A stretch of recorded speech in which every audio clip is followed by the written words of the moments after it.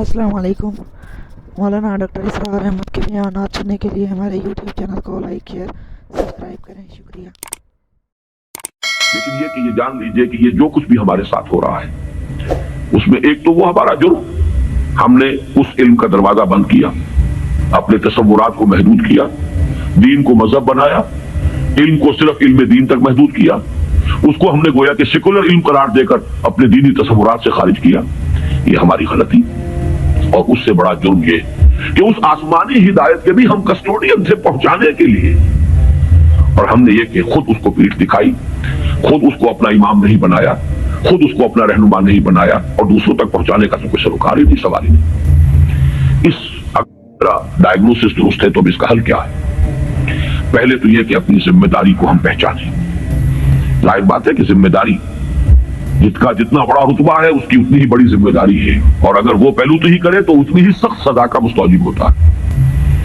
कमतर दर्जे की जिम्मेदारी है, कोताही भी हो गई है तो कमतर दर्जे की सजा किफायत कर जाएगी। रुतबा बड़ा है, जिनके रुतबे हैं बड़े उनकी सिवा मुश्किल है, जिनका रुतबा है सिवा उनकी सिवा मुश्किल है। तो हम कस्टोडियन है उस डिवाइन मैसेज के, गाइडेंस के, रहमतुल लिल आलमीन की, रहमतुल लिल आलमीनी सल्लल्लाहु अलैहि वसल्लम उसके अमीन हम हैं।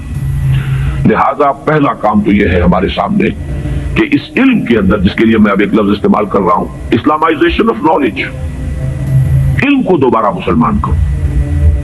ये इल्म जो है, बड़ी प्यारी बात इकबाल ने कही थी, इश्क की तेगे जिगरदार उड़ाली किसने, इल्म के हाथ में खाली है म्यान है साथी। बड़ी प्यारी तशबीह है ये। इश्क से मुराद यहां वो ईमान है, ईमान की वो तेगे जिगरदार इस म्यान में से निकाल ली गई है, खाली नियाम रह गया है। ये पूरा साइंटिफिक नॉलेज जो है उस खाली नियाम के मानिंद है जिसमें से तलवार इश्क निकाल दी गई। यही तलवार इश्क इसमें दोबारा दाखिल कर दी जाए, ईमान को इस इल्म के साथ अगर शामिल कर दिया जाए तो दर हकीकत सारे मसाइल का हल हो जाए। तो पहला करने का काम यह है कि वो फलसफा, वो हिकमत, वो इल्म जो इंसान ने अपनी सोर्सेज के जरिए से हासिल किया, इसका सही रब्त और ताल्लुक कायम किया जाए उस इल्म से जो वही के जरिए से इंसान तक पहुंचा। इनके आपस में रिकंसाइल करना, इनके फसल और बोझ को दूर करना, और इसमें कुरान का दावा है। और जो थोड़ी सी भी वाकफियत रखते हैं, वाकया ये है, मॉरिस बुकाई ने पूरी किताब लिख दी कि आज तक साइंस के किसी भी शोबे में कोई ऐसी दरियाफ्त नहीं हुई है जिसने कुरान मजीद की बयान करदा किसी शय को गलत साबित किया। ये बहुत बड़ा मौजज़ा है। जैसे कुरान के एजाज का उस वक्त सबसे बड़ा मसला क्या था कि तुम्हारे यहां बड़े से बड़े फसीह और बलीग और बड़े बड़े खतीब और शायर मौजूद हैं, इस कुरान जैसा कलाम मौजूद करके ले आओ। अगर तुम्हारा ख्याल है कि ये अल्लाह का कलाम नहीं, मोहम्मद का अपना कंपोज्ड कलाम है, तो ले आओ, फातू बिसूरत मिन मिस्ली।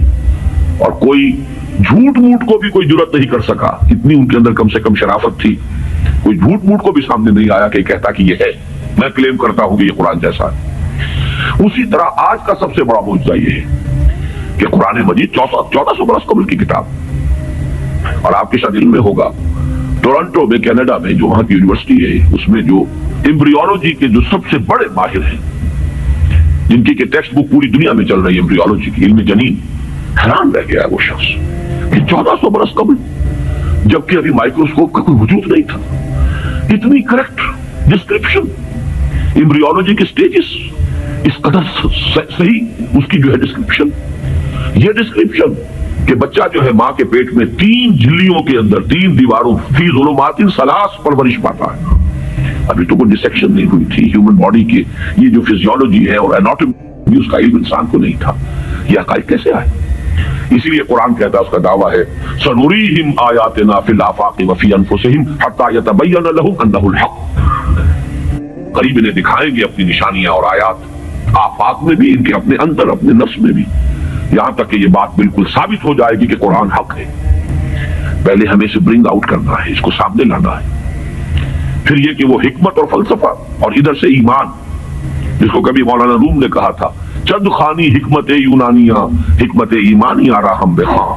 कब तक यूनानियों की हिकमत पढ़ते रहोगे, उसका फलसफा पढ़ते रहोगे? कभी कुरान का फलसफा, कुरान ने जो हिकमत सिखाई है उसे भी पढ़ो। ये रिवील्ड नॉलेज है, ये रिवील्ड विजडम है, ये एक्वायर्ड नॉलेज है, ये एक्वायर्ड विजडम है। इन दोनों के दरमियान रब्त कायम होना चाहिए। جو علم کلام کا موضوع رہا ہے ہمیشہ. آج ضرورت ہے ایک نئے علم کلام کی، اس لیے کہ وہ قدیم علم کلام جو تھا وہ اس فلسفے کے حوالے سے تھا جس کی بنیاد منطق تھی. آج جو علم کلام ہے وہ چاہیے جو سائنٹیفک ڈیٹا جو انسان نے کلیکٹ کیا ہے اس کے ساتھ صحیح ربط و تعلق قائم کرے قرآن مجید کا اور اس کی دی ہوئی تعلیمات کا. اس سے یہ ہے کہ یہ گیپ جو ہے وہ برج ہوگا اور اس کے اندر ایک توحید کا رنگ پیدا ہوگا بجائے سنویت کے یہ علم اور یہ علم اور. ایک بڑی سادہ سی مثال میں آپ کو دے رہا ہوں. ایک بڑے نیک نوجوان تھے، یہ کوئی 10-15 سال پرانی بات بتا رہا ہوں. MSc باٹنی انہوں نے کیا. ریلیجس ایکٹیوسٹ، بڑے میدان میں مذہب کے لیے بڑے جوش و خروش سے کام کرنے والے.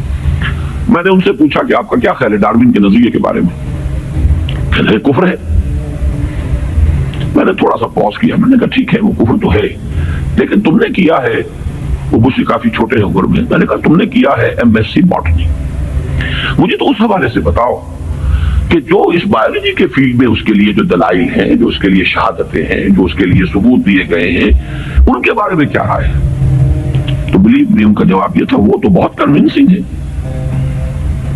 یہ ہے وہ سپلٹ پرسنالٹی. ایک شے جو بڑی کنونسنگ ہے، MSc باٹنی کی ہے، اس میں جو کچھ پڑھا ہے اس کی روح سے وہ سمجھ رہے ہیں کہ ڈارون کا نظریہ ارتقاء بڑا کنونسنگ، اس کے لیے مواد موجود ہے، دلائل ہیں، شواہد ہیں، لیکن ہے کفر. یہ سپلٹ پرسنالٹی، دماغ کے ایک گوشے میں ایک چیز ہے، دوسرے گوشے میں دوسری چیز ہے. یہ سپلٹ پرسنالٹی اس دنیا میں کوئی کام نہیں کر سکتی. کمپوزڈ پرسنالٹیز، ایک وحدت جس کو کہا ہے قرآن نے علی وجہ البصیرۃ قل ھذہ سبیلی ادعو الی اللہ علی بصیرۃ انا ومن اتبعنی. اے نبی کہہ دو یہ میرا راستہ ہے، میں اللہ کی طرف بلا رہا ہوں تو اندھیرے میں ٹامک ٹوئیاں نہیں مار رہا ہوں. علی وجہ البصیرۃ، نہ صرف میں بلکہ میرے ساتھی جو میرا اتباع کر رہے ہیں وہ بھی دونوں آنکھوں سے راستہ دیکھ کر چل رہے ہیں اور بلا رہے ہیں اگر اس راستے کی طرف تو علی وجہ البصیرۃ بلا رہے ہیں. پہلا تو یہ پرابلم ہے ہمارا اور یہ بہت بڑا چیلنج ہے.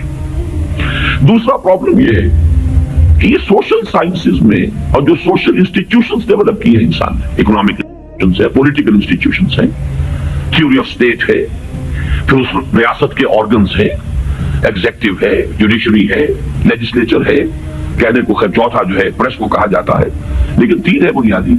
یہ جو نوع انسانی نے جیسے سائنٹیفک ترقی کی ہے اسی طریقے سے انسٹیٹیوشنز ڈیولپ کیے ہیں، بڑی قربانیاں دی ہیں. ہم تو خلافت راشدہ کے خاتمے کے بعد پھر الوہیت کی دامن میں آ گئے تھے. وہی بادشاہی، وہی عیش، وہی محل، بغداد کے محل اور بغداد کی راتیں، وہ جو الف لیلہ، 1000 نائٹس آف بغداد، وہ جو کچھ ہوتا رہا ہے وہ ہمیں معلوم. یہ تو یورپ والوں نے خون دیا ہے، انہوں نے جانیں دی ہے، انہوں نے اسٹرگل کی ہے، تب بادشاہوں کے کلچز سے اپنے آپ کو چھڑایا ہے، انسٹیٹیوشنز ڈیولپ کیے. لیکن یہ کہ ان انسٹیٹیوشنز کو اب یا تو یہ ہے کہ بالکل ایک مرعوب ذہنیت کے ساتھ، ڈیفیٹسٹ مینٹیلٹی کے ساتھ جوں کا تو ہم ایکسپٹ کر رہے ہیں، یا یہ کہ ٹوٹلی ریجیکٹ کر رہے ہیں. حالانکہ دونوں چیزیں illogical ہیں. اس میں تجزیہ کرنا ہوگا کیا صحیح ہے کیا غلط ہے، کیا چیز کمپیٹیبل ہے دین کے ساتھ کیا نہیں ہے. پھر اس کی بصیرت فراہم کرنی ہوگی. سود حرام ہے تو کیوں حرام ہے، اس کی قباحتیں کیا ہیں، یہ کس طور سے امبیلنس پیدا کرتا ہے معاشرے کے اندر، کس طریقے سے ارتکاب دولت پیدا کرتا ہے، اور اس سے پھر فساد پیدا ہوگا. آخر کمیونزم بھی یوں ہی تو نہیں آ گیا تھا. It was not a bolt from the blue. یہ ریئیکشن تھا کیپٹلزم کا، اور اگر کیپٹلزم اور دنگا کیپٹلزم جاری رہا تو پھر کسی اور ریئیکشن کو وہ جنم دے گا. اسی کی کوکھ سے کوئی اور اینٹی تھیسس وجود میں آ جائے گا. جیسے ابھی آپ نے وہ KGB کے کوئی بڑے ڈبل ایجنٹ کا ابھی انٹرویو آپ نے پڑھا ہوگا، 1-2 دن پرانی بات ہی ہے. اس نے یہ کہا ہے کہ یہ ایک تجربہ تھا، ناکام ہو گیا، لیکن میں اس کے اوپر شرمندہ نہیں ہوں. یہ ایک بہت اچھا کام تھا جو ہو رہا تھا اور یقیناً بہت خیر اس سے وجود میں آیا ہے. بہرحال انسان پھر تجربہ کرے گا. اس اعتبار سے دوسری ذمہ داری ہماری یہ ہے جو قرآن کے حامل ہے، حامل قرآن. اگرچہ مجھے شعر یاد آیا اقبال کا، جانتا ہوں میں یہ امت حامل قرآن نہیں ہے، وہی سرمایہ داری بندہ مومن کا دین. جانتا ہوں میں کہ مشرقی اندھیری رات میں بے ید بیضا ہے پیران حرم کی آستی. تو حقیقت تو وہ ہے جو اقبال نے کہی ہے، لیکن بہرحال سو کالڈ حامل قرآن تو ہم ہیں نا، قرآن کو ماننے والے. لیکن یہ کہ اس حامل قرآن امت کا دوسرا فرض یہ ہوگا، جہاں ایک طرف ایمان کے حقائق کو سائنٹیفک معلومات کے ساتھ ان کی ایک ربط اور تعلق کو اسٹیبلش کرنا، وہاں دوسری طرف سوشل سائنسز اور سوشل انسٹیٹیوشنز کا تجزیہ